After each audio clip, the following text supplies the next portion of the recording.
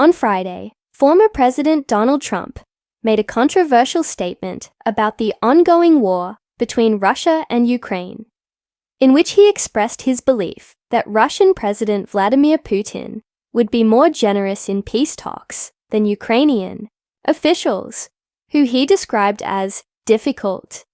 This statement came amid escalating tensions as Russia continued its aggressive military operations in Ukraine, with a barrage of missile and drone attacks targeting the country's infrastructure. Trump also reiterated his previous remarks regarding the imposition of sanctions on Russia, signaling that he would pursue stronger measures until both Russia and Ukraine reached a peace settlement. In an interaction with reporters in the Oval Office, Trump was asked about his views on the ongoing conflict, particularly in light of Russia's latest missile strikes against Ukraine. Trump, who has been known for his unconventional approach to foreign policy, presented a relatively optimistic view of Putin's willingness to engage in peace talks. Despite the ongoing violence, Trump acknowledged the brutality of Russia's current military operations, describing them as bombing the hell out of Ukraine, but still expressed confidence that Putin ultimately sought to end the war.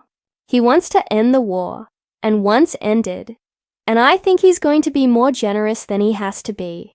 And that's pretty good, Trump remarked, suggesting that Putin would be willing to make more concessions than what might be expected in negotiations. Trump's comments were in stark contrast to the situation on the ground in Ukraine, where the country has been facing widespread destruction as a result of Russia's ongoing assault. The missile attacks targeted critical infrastructure, including energy and gas facilities, leaving large portions of Ukraine without power. While Trump's remarks could be seen as an attempt to de-escalate tensions and offer a diplomatic solution, they were met with significant criticism from those who believe that his comments downplay Russia's role in the destruction and loss of life in Ukraine. In his comments, Trump also indicated that Ukraine, in his view, had not been able to effectively navigate the conflict and negotiate a favorable outcome. I'm finding it more difficult, frankly, to deal with Ukraine. They don't have the cards, Trump stated, implying that Ukraine was not in a strong negotiating position, especially in the face of Russia's military superiority. This statement, which focused on the perceived weakness of Ukraine in the negotiations, stood in stark contrast to the country's ongoing resistance against Russia and its calls for continued Western support in repelling Russian forces. Trump's other comments regarding Putin's potential generosity were framed within a broader call for peace negotiations. Hours before meeting with the press, Trump posted a message on his Truth Social account, signaling that he was strongly considering large-scale banking sanctions, and tariffs on Russia.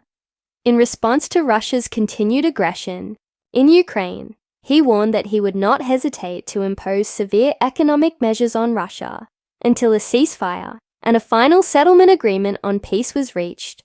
This message came after Russia had launched a major attack on Ukraine, including 261 missiles and drones, targeting key infrastructure in multiple regions of the country.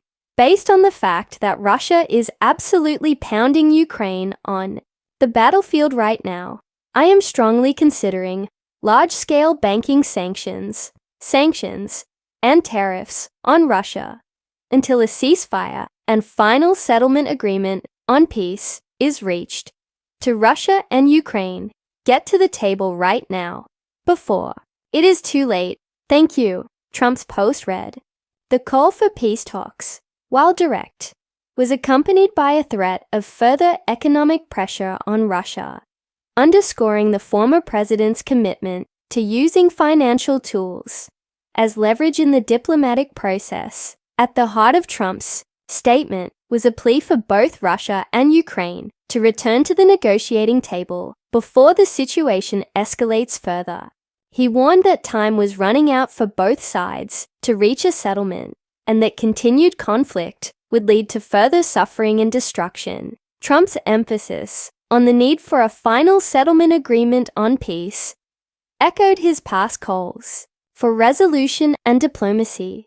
Even as the world watched Russia continue its assault on Trump referred to were not new, as the Biden administration had already implemented a series of financial and trade restrictions on Russia following its invasion of Ukraine in 2022. These sanctions have been part of a broader international effort to isolate Russia economically and politically, with the goal of pressuring the Russian government to cease its military aggression. However, Trump's comments suggested that if he were in office, he would take an even more aggressive stance against Russia, using sanctions and tariffs as tools to force a peace agreement. The Biden administration, which has strongly supported Ukraine in its fight against Russia, was quick to respond to Trump's comments. While the administration has consistently backed Ukraine's sovereignty and territorial integrity, it has also imposed a range of sanctions on Russia, including restrictions on key industries, financial institutions, and individuals connected to the Russian government. In response to Russia's continued aggression, the United States has provided significant military and financial aid to Ukraine, including advanced weapons systems, economic assistance, and humanitarian support. Trump's statement, however, raised questions about his stance on the war and the extent to which he would prioritize negotiations over military support for Ukraine. Throughout his tenure as president, Trump often questioned the effectiveness of U.S. involvement in foreign conflicts, including in Syria and Afghanistan. His comments on Ukraine seem to align with his broader America First policy, which, if focused on reducing U.S. military involvement in overseas conflicts and shifting the burden of international issues onto other nations. Despite his previous praise for Putin's leadership, including during his time in office, Trump's position on the Russia-Ukraine war remains unclear. On the one hand, he has suggested that Putin is a strategic leader who could offer favorable terms in peace talks.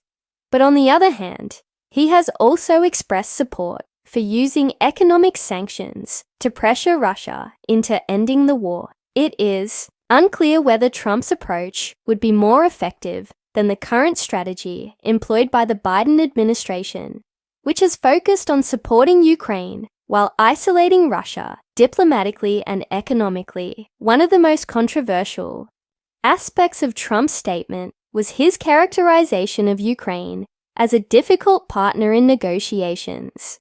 This comment could be seen as undermining Ukraine's position in the conflict and casting doubt on its ability to effectively navigate the diplomatic landscape. In reality, Ukraine has been fighting a defensive war against an aggressor, and its leadership has consistently called for increased international support and assistance to counter Russia's advances. Ukraine's resilience in the face of overwhelming odds has garnered significant international admiration, and its government continues to advocate for a complete withdrawal of Russian forces from Ukrainian territory, including the annexed regions of Crimea and parts of the Donbass. The situation in Ukraine remains dire, with millions of civilians displaced by the conflict, widespread destruction of infrastructure, and a growing humanitarian crisis. Despite calls for peace talks, the war has shown little sign of abating, with both sides entrenched in their positions. The international community has continued to offer support to Ukraine, with NATO and the European Union providing military, economic, and political backing. In the United States, the debate over how to handle the war in Ukraine has become a polarizing issue. While many Democrats and Republicans support continued aid to Ukraine, there are growing voices within the Republican Party, including Trump, who advocate for a more isolationist stance. This divide is likely to shape the future of US foreign policy, particularly as the 2024 presidential election approaches. Trump's comments about Putin and Ukraine reflect his long-standing skepticism of US involvement in foreign wars, as well as his willingness to engage in diplomacy with adversarial nations. Whether his proposed approach would lead to a peaceful resolution of the conflict or further exacerbate tensions remains to be seen.